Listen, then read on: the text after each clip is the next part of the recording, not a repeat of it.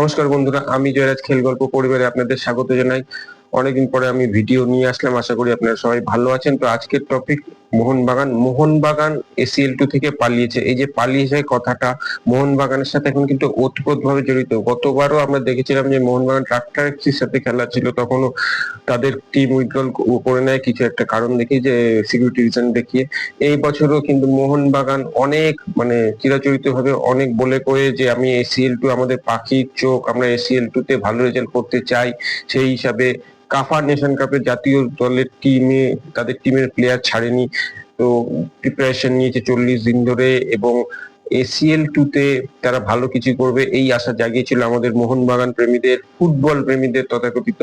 তো সেই হিসাবে মোহনবাগান যে ভালো রেজাল্ট করবে কি করবে না সে পরের কথা, খেলবে সেটাই আমরা আশা করেছিলাম। কিন্তু দেখা গেল যে আহালের কাছে ঘরের মাঠে 1-0 হারের পর সেপাহান ইরাকি টিম, প্রো লিগের টিম, তাদের সাথে খেলতে যাওয়ার কথা ছিল, কিন্তু সিকিউরিটি রিজন দেখিয়ে মোহনবাগান তাদের টিম উইথড্রল করে নেয়। অর্থাৎ দেখা যায় যে মোহনবাগান পালিয়ে গেল। সেপাহান যথেষ্ট শক্তিশালী টিম, তো সেক্ষেত্রে বুদ্ধিমানের কাজ যে না খেলো না। মোহনবাগান ম্যানেজমেন্ট এই বুদ্ধিটা ভালো করে।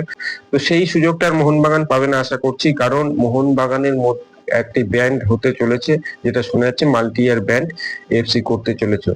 এবং আমার মনে হয় যে ভারতীয় ফুটবল তাদেরও উচিত মোহনবাগানকে ব্যান করা, কারণ ভারতের ফুটবল যেখানে একটু উন্নতির মুখ দেখছে, কাফা নেশন কাপে 3rd প্লেস পেয়েছে, এবং AFC আন্ডার 20 কাপেও তারা ভালো রেজাল্ট করেছে ভারতীয় ছেলেরা, সেখানে মোহনবাগান ভারতের ফুটবলকে আরো পিছনের দিকে টেনে নিয়ে যাচ্ছে। আসলে কি বলুন তো, ব্যাপারটা হচ্ছে গিয়ে যে মোহনবাগানের যে প্লেয়ার গুলো এখন খেলছে, ফরেনার গুলো, অস্ট্রেলিয়ান প্লেয়ার গুলো যেগুলো খেলছে, সেইগুলো হচ্ছে গিয়ে বাতিল প্লেয়ার। এবং দেখা যাচ্ছে যে এই যে তাদের এখন যে ফর্ম, সেটা আমাদের ভারতীয় ফুটবলের ক্ষেত্রে তাও মানানসই চলে যায়, কিন্তু যখনই বড় আসরে যাচ্ছে ACL2 এর মতো আসরে, সেখানে কিন্তু তারা সূচও ফোটাতে পারছে না, এমন অবস্থা হয়ে যাচ্ছে, নাকে দড়ি দিয়ে তাদের ঘোরাচ্ছে। এরকম বুড়ো বুড়ো প্লেয়ার নিয়ে খেলালে এই একই রেজাল্ট হবে।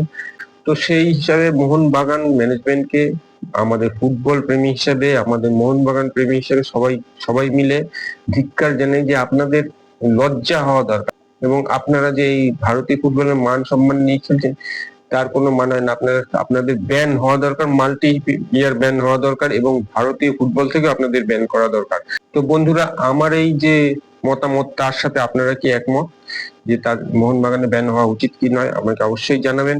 তো আজকে এখানেই শেষ করছি, দেখা হচ্ছে পরের ভিডিও। আপনারা সব ভালো থাকবেন, সুস্থ থাকবেন এবং সঙ্গে থাকবেন। আমার এই ভিডিওটিকে অবশ্যই শেয়ার করবেন। সবাইকে জানাই শুভ বিজয়া।